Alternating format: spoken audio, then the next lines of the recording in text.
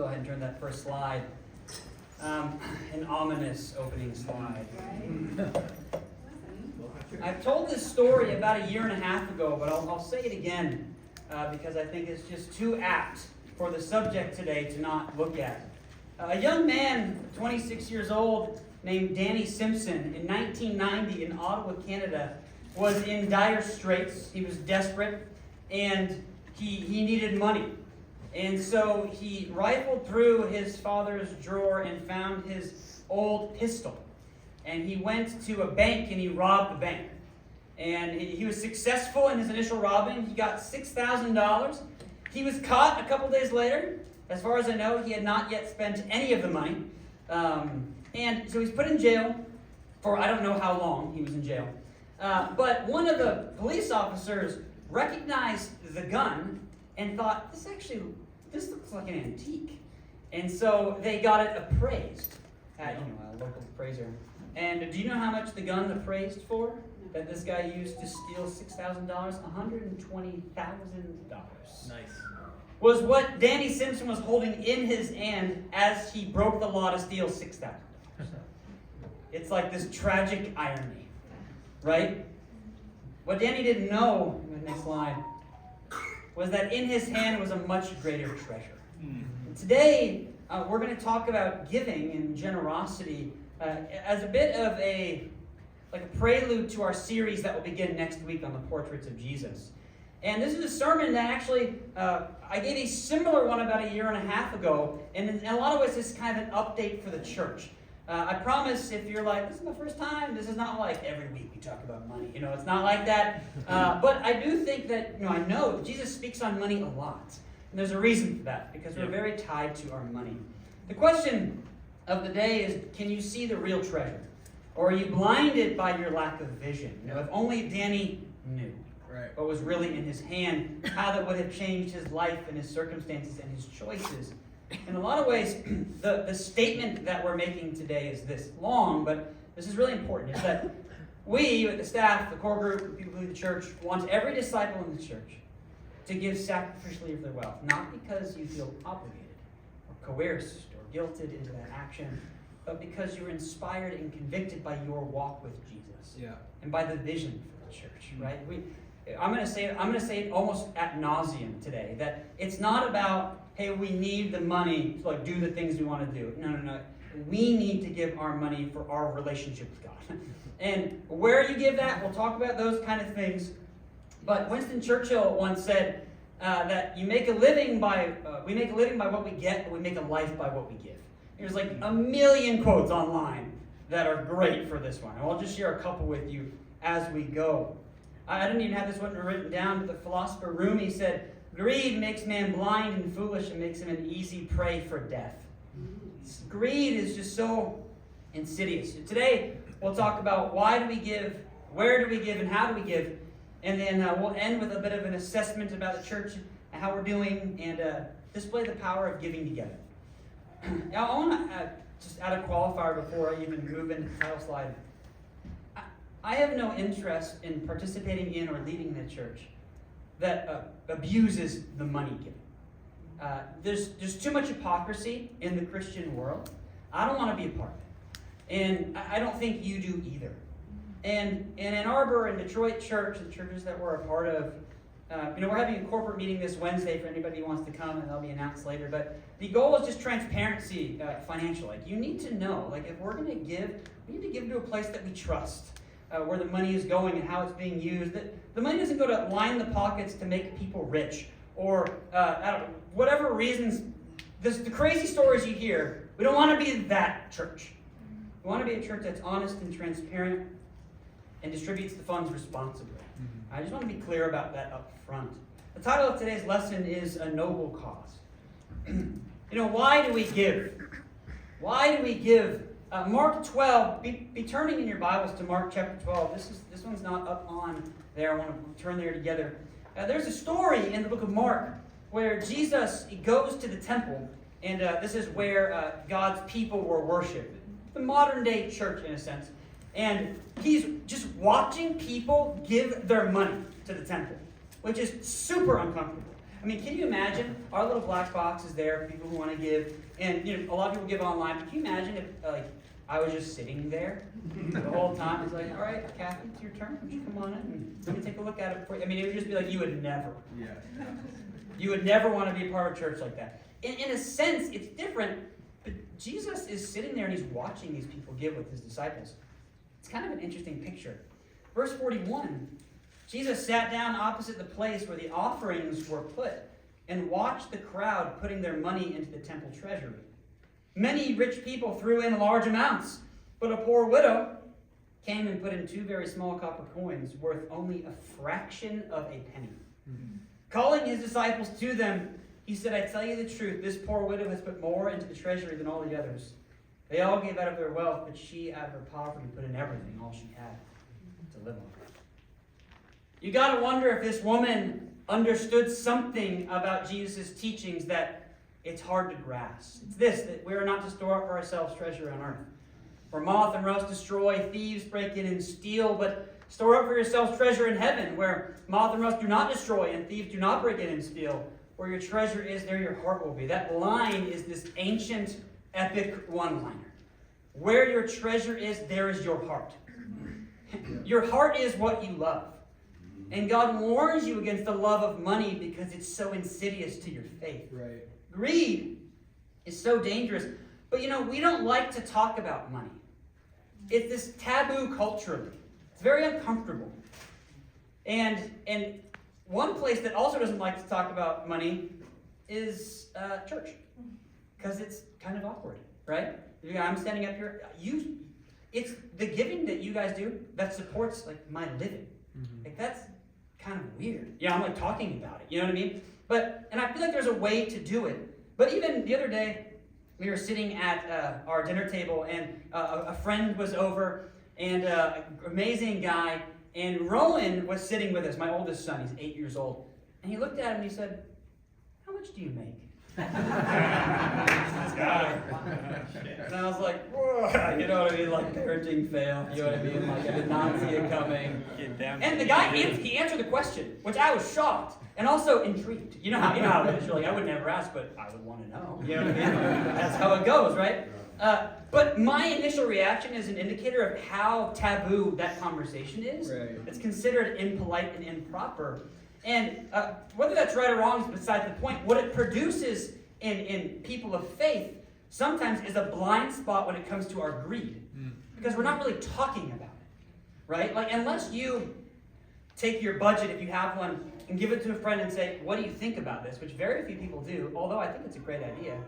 No one really is able to speak into that space because no one will ask you about that. So greed becomes a blind spot for a lot of people, especially living in 21st century Western first world countries. It's very difficult because our concept of greed and wealth is so different than a lot of the world, than a lot of history. But then you read the story of this poor woman, next slide, and I think it's here because it's a story to remove all excuses. Yeah. There is no amount of money you make or don't make where we don't give. This story is so crazy. Right. This woman had nothing except 2 coins worth a fraction of a penny. Yeah. And she threw it all in there. Jesus must have been flabbergasted. Yeah. It says at one point, Jesus, in a situation, a different story, he says, I've never seen faith like this outside of Israel, talking about a centurion. I have to wonder if Jesus feels like he never saw faith like that in Judaism. Because this woman is remembered for thousands of years. Yeah. Because she has removed all excuses to give. All of them. Why is it so important to sacrifice our wealth? Because it might be the most measurable sign of trust you can offer to God. It might be the most. Yeah. Now I want to tell a story of a legend of a man named Pahom. Pahom was a farmer. He was not a wealthy farmer. This is long ago. And it's legend, so whether it's true or not, you decide. And in a far-off land, a very generous landowner was giving away all of his land. It was great land. And Pahom heard of this, and he had always wanted more. In fact, he always felt like he had been cheated out of what was rightfully his whole life. And so Pahom goes to this land, and there's a contest. And the landowner says, there's 10 people there, and he says, if you want my land, you just have to walk the perimeter of the land you want to claim. and as long as you're back right in front of me by the time the sun sets, whatever you walk becomes yours. So, Pahom is just salivating. He's like, I've been waiting my whole life for this. So he runs, and he sees a big lake, and he says, I'm going to run around that lake. So he runs around the lake. It's big, but he's like, I'm going to do it because it's just going to make me wealthy. After the lake, he's like, okay, I need to pace myself, but then he sees a giant kind of copse of woods, and he says, that looks rich with game, and I want that, so I'm going to do it. So he walks all the way around it, marking off his territory, and finally, he sees a big pasture land. He knows he shouldn't do it because his lungs are burning, his heart is beating too fast, but he says, I have to have it. So he runs around it. He begins running back because the sun has begun to hit the horizon. He runs, and he feels like he's dying. Have you felt that way when running before? If you haven't done a run in a long time, after about a quarter mile, you're like, I might die right now. That's a thing that happens. He is literally at the end. He falls on the ground 50 feet away. The sun is almost set, and he gets there just in time. He closes his eyes to rest. His body shuts down. And the landowner looks at him and says, congratulations, you. And then he stops and he realizes Pahom is no longer breathing. He had a heart attack and he died. The landowner looks at him with this sad irony, perhaps knowing the whole time this was going to happen as he kept running around more and more and more. And the only land that Pahom would get upon his death is the 6 feet needed to bury his dead corpse in the ground. Cheery story. The accumulation of wealth does not lead to a feeling of satisfaction. It leads to a never-ending hunger for more. Yeah. If you want, there's never enough. You have to say it is enough. Pahom never said it's enough. And it led to his death. The only antidote for materialism is generosity, not more things. Yeah. To prove that point, I want to tell another story of a man named Peter. Peter, in 2019, was 36-year-old, is a teacher in Kenya. The student-teacher ratio is 58 to 1. That's a lot if you don't know anything about teachers. And for those of you that are teachers, you just started twitching. You're like, ugh. 95% of his students came from poor families. 1/3 were either orphans or from single-parent households, and almost all of them were food insecure. True story. Meaning they probably didn't know where their next meal was coming from. There's no library in the school, no laboratory in the school, and one broken computer. Peter is, in 2019, he won the Global Teacher Award, which is best teacher in the world. The number one. I don't know who made that decision, but they know everybody, and they said he's the best. Peter didn't just win because of his amazing skill set and what he was able to do to the school. He turned the school around. It became a nationally recognized school in Kenya. They began winning national competitions against schools that had way more money. Actually, the reason I think he won it was from a fact I don't think he wanted getting out. Peter's a Franciscan monk. He's a man of faith. 80% of his earnings he gave back to the poor kids in his class. He made $300 a month. Wow. $240 a month. He kept $60 to live on. He himself became poor through it. Maybe that's why he won. He won $1 million when he won this competition. Guess what he did with it? Bought a big house. You know what I mean? Like, what do you think he did with it? Yeah. You almost be like, keep a little for yourself, dude. Like, I don't even know if he did. Why am I telling the story of Peter and Pahom? Because you read about Pahom and you're like, oh, that's so sad. But you know, like, I get the story. You know what I mean? Like, I get where you're going. You read about Peter and you're like, I want to be like Peter. You know what I mean? Like, we want to get to the end of our life and people say, like, they gave it all. But it's so hard to be Peter. Yeah. We want to be like Peter, but it's so hard to be him. It requires such faith. And that's why we give. Because we need it for us. Like, you need to give because you're faithful to God. Because God is trustworthy. He's good for it. Peter understood that, so he just gave away more almost than people thought was wise, I'm sure. I'm sure he came home to his family and he's like, you gave away what? You know what I mean? Like, all that. But as he continued to live and God kept blessing him, you have to imagine how inspiring it would have been. So, we talk about why we give, because we don't want to accumulate wealth. We're meant to be generous people. The question then is, where do we give? You know, there's an organization called Giving What We Can that's done extensive research, and they've calculated how effective a nonprofit is really based on how far the dollar goes to meet the mission needs. So, if an organization like Hope Worldwide or World Vision says, we're going to help with disaster relief, we're going to help kids in very difficult situations, and you give, let's say you give $50 a month for this organization, what portion of that 50 goes to the actual needs is how effective that organization is. Does that make sense? Yeah. You don't want a lot of overhead costs. Right. So there's a lot of ways to give, and there's a lot of really noble causes out there. And I will say on the front end, I think if we're able to be generous with a number of organizations, I think you should be. Because a lot of them meet different and unique needs. And probably you can find an organization that is very close to your heart that you want to give to. I think that's beautiful and I think necessary even. But I want to speak for a moment about why give to church. This is like where it could get weird, but it's not going to get weird because we're not going to let it get weird. We're with you, bro. Why give to church? I often speak about how the church is like a rehab center. We all come together because we're in some way broken. We choose to be here.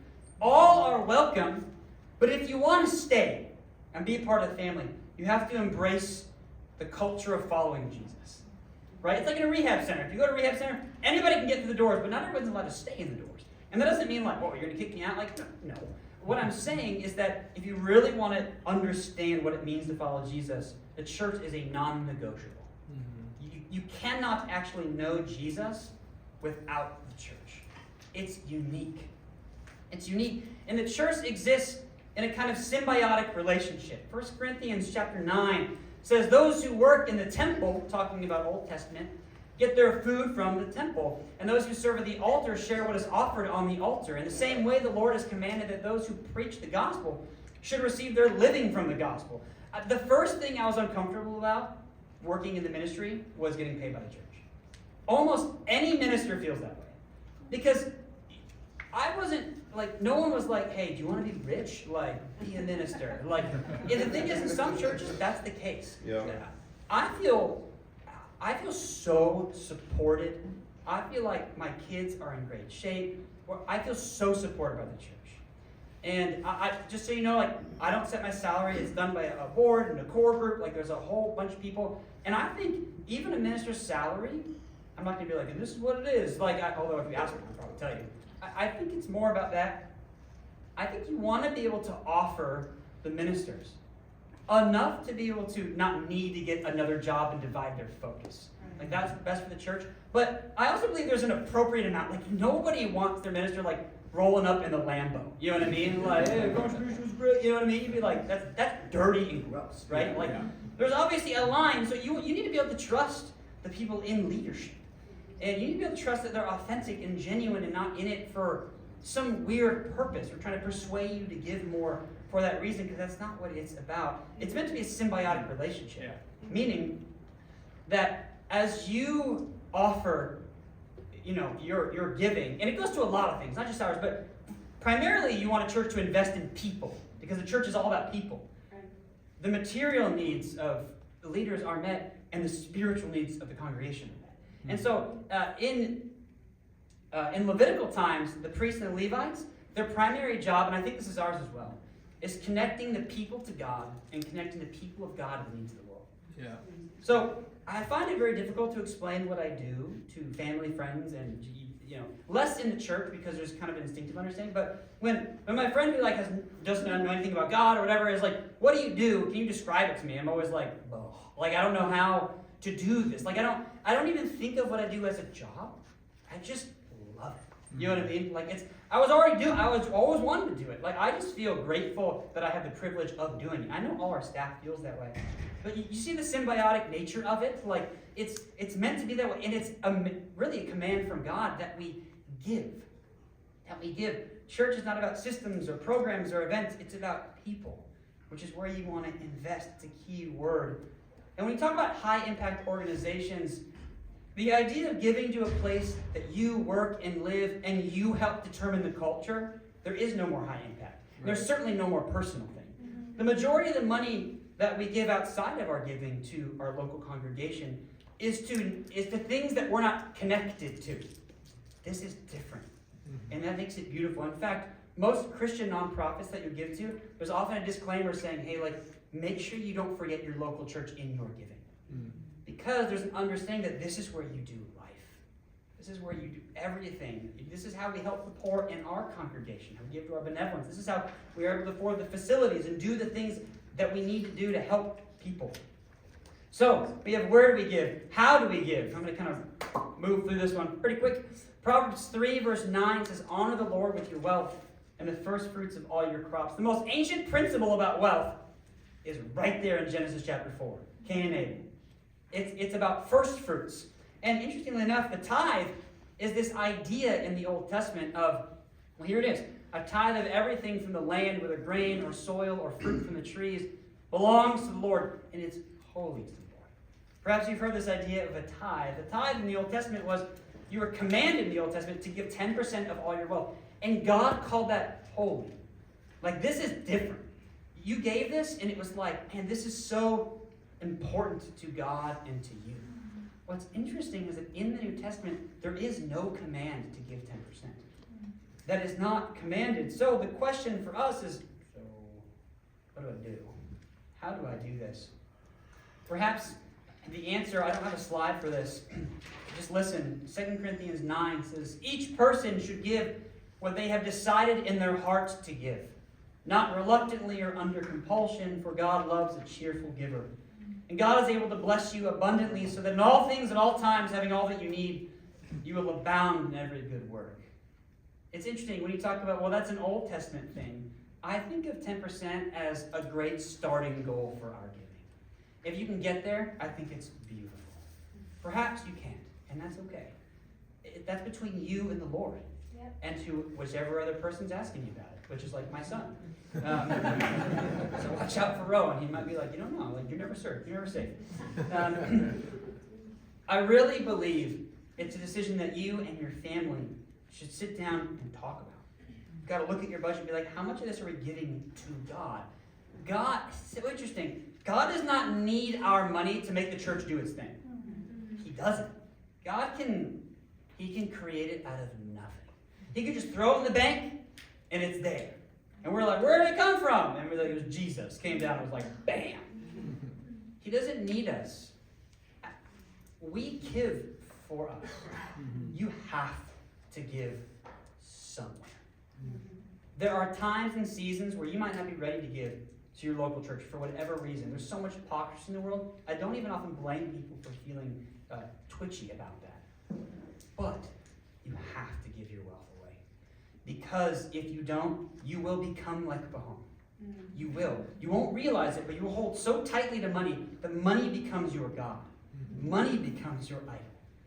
And you won't think of it that way because there's always someone to compare yourself to that makes more and gives less. Yeah. So you're always able to kind of virtue signal, like, what? I mean, but look what I'm doing. It's like, who cares what they're doing? What are you doing? And are you ready to meet God like that? That's the question. You know, Anne Frank once said that no one has ever become poor by giving. Oh. Now, it's probably true that people have become materially poor. In the Bible, there are a couple people that Jesus is like, sell everything. It's like, oh, we'll read that when we study the Bible sometimes with people who are kind of seeking. And I'm always like, this isn't necessarily anybody, but is it you? You know what I mean? Like, I don't know. Like, he calls people to do that. And the reason he called that man to do that was because he knew that man loved money more than he loved God. Even though he was a very righteous man. He loved it. I bet no one ever brought that up with him before. Greed is like that. Money cannot make you happy, but there's great joy to be found in giving it away.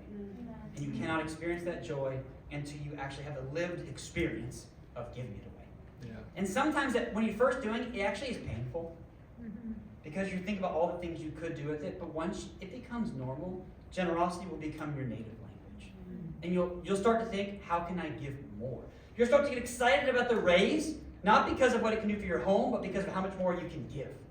You're starting to find, how can I limit what I spend on things so I can give more away? Because there's so many needs, so many places to give. I want to take a moment and spend a little time assessing the Detroit Church of Christ giving. Now, if you're visiting with us, we're Ann Arbor Church, but we're part of a larger organization called the Detroit Church of Christ. We have kind of two campuses that meet. There's one that meets at 1 p.m. in Plymouth, and one that meets, obviously, you're there right now, so you know where we're at. A year and a half ago, I requested of our board, our church board that helps make sure we make responsible decisions, that keeps the church accountable to the financial decisions. I requested that they run an analysis, a diagnostic, on the giving of the entire church. And what I requested was that, first of all, I don't want to know this information, I'd rather leave the information on specifics to the capable hands of only really those who need to know. And so they're, board treasurers and things like the reason that you're able to get, a little the tax information you need is because someone needs to have that information to make sure it's being used appropriately. And so, not a lot of people should know that, but a few trusted people should to make sure the church is using it well and responsibly, as if God was on the board. You know what I mean? That's what we want.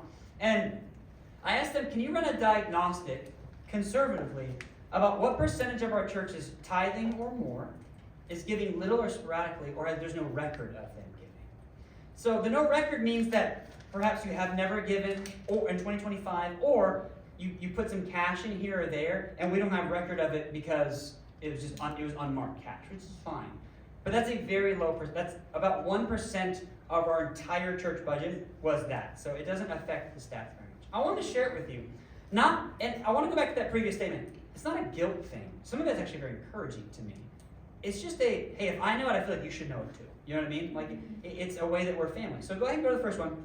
So what was determined was that 33% of our entire church, so it's this group, including another 150 people, 180 people in Detroit, 33% give a tithe or plus. So obviously, the few trusted people who are making the decisions on is it a tithe or not, they're not doing it in this weird judgmental way.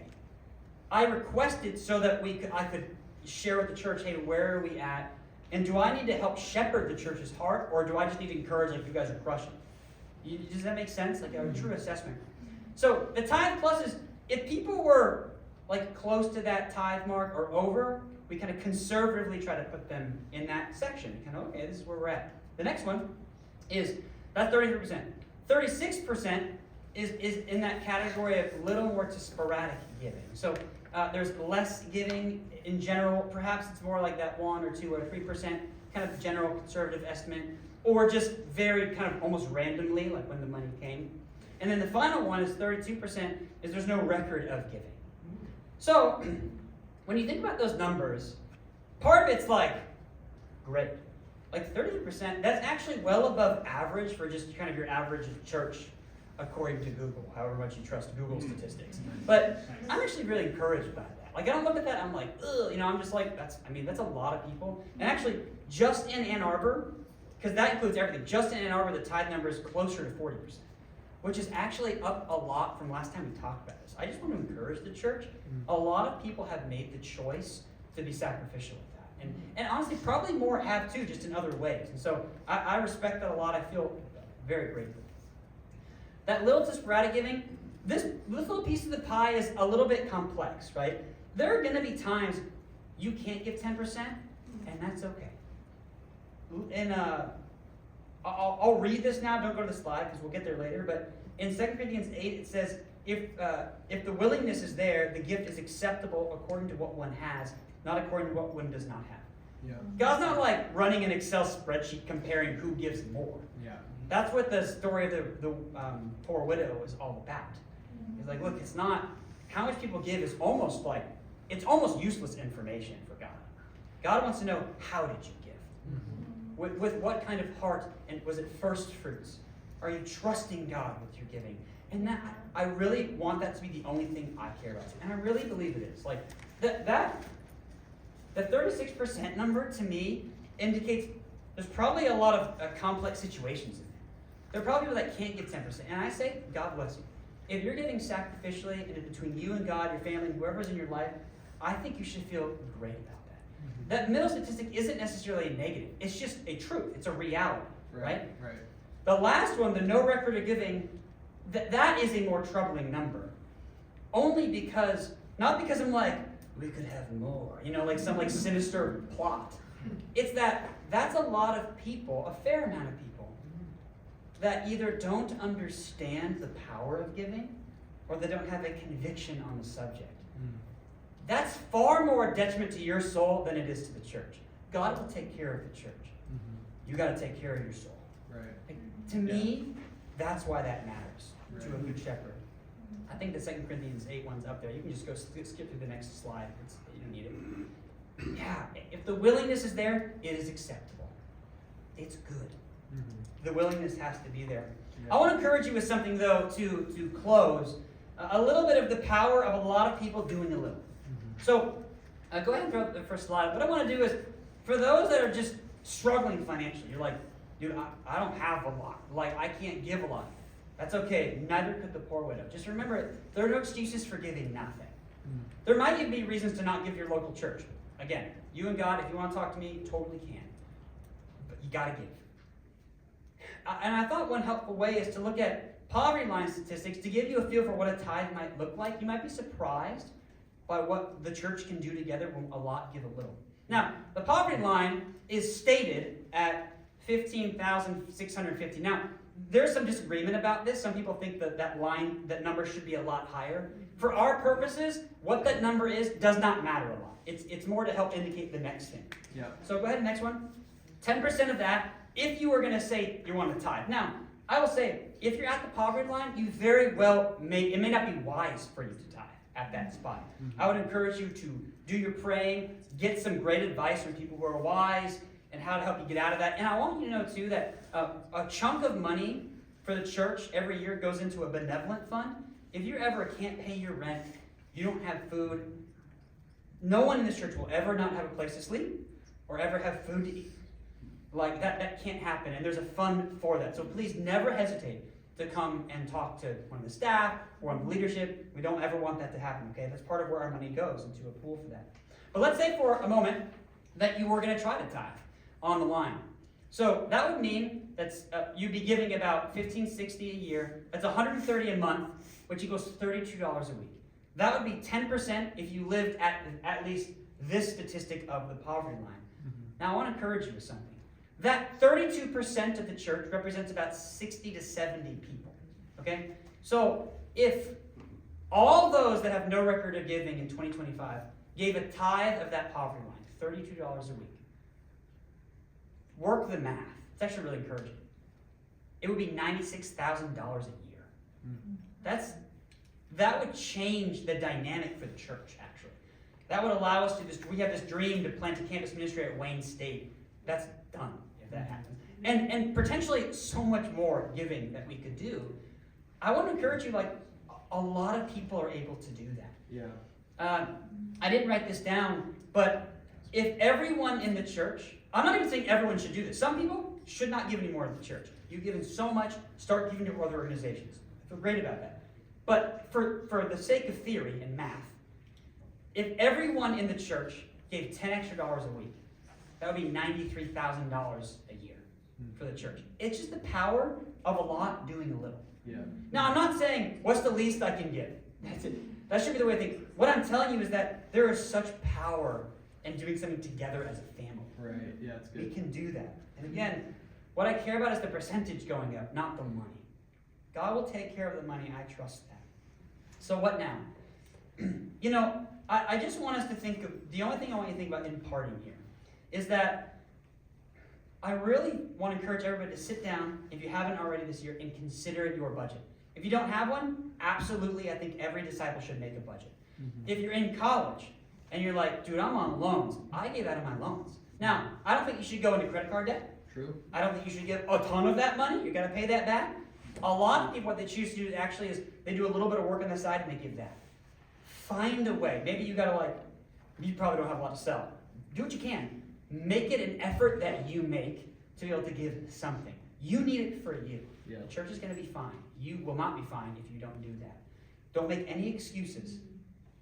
If you have any feelings about this conversation, I always tell you, please don't hesitate to ever talk to me or anybody on staff or in leadership. I never want that to be a barrier for you.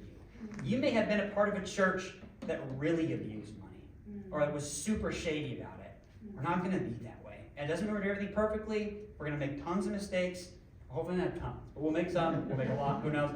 But when we do this corporate meeting thing, that's this Wednesday, we do it to be transparent. It's not just because we have to, although we do have to. We do it so that you can really get a feel for okay, how is this money used? You can ask me any question at any time. And the last thing I wanted to leave you with, I've said that 4 times. This is actually the last thing I want to leave you with. I said it too early. We're with you, bro. There's a gentleman who owned a really successful bank in the Middle East, and he sold it for $16 billion and gave every cent away. Wow. And when asked, why did you do that? His response is that last slide, I think. Or maybe it's not the last slide. You might have to get to it. His response was, I didn't want to meet God with empty hands. I did. I want to meet God. You're like, what? I wanted to meet God with empty hands. He's like, I didn't want to bring anything with me. And I just want to encourage you to really try to live that way. Be a good steward of your money. Yeah. It's good and right even to enjoy the gifts God has given you. It's good to buy gifts for people and even for yourself. It's good to eat healthy food, even though it costs more money than McDonald's. Shout out McDonald's. Come on, Golden Arches. But what I'm saying though is that be responsible but be sacrificial, because none of us want to meet God with hands that were full of all the stuff we got. Yeah. Because you're gonna get to the end, you're like, what was the point of all this anyway? Yeah. Like, I'm dead and I can't even use it. I don't want to be like Pahom, who just kept walking to get more. Right. If I'm walking to get more, it's so I can give more. Amen? So again, this is something that we're going to pray now. I'm going to say a prayer. I feel weird about praying for the offering. I'm just going to pray. And if you want to give, you could do that in your time, in your way. But we just want to be people who give. Whether it's the church, to another nonprofit, in any way, between you and God. But remember, it is between you and God. So we're going to pray now, and Sabria's going to come up and close our service out with a few announcements. Let's do that now.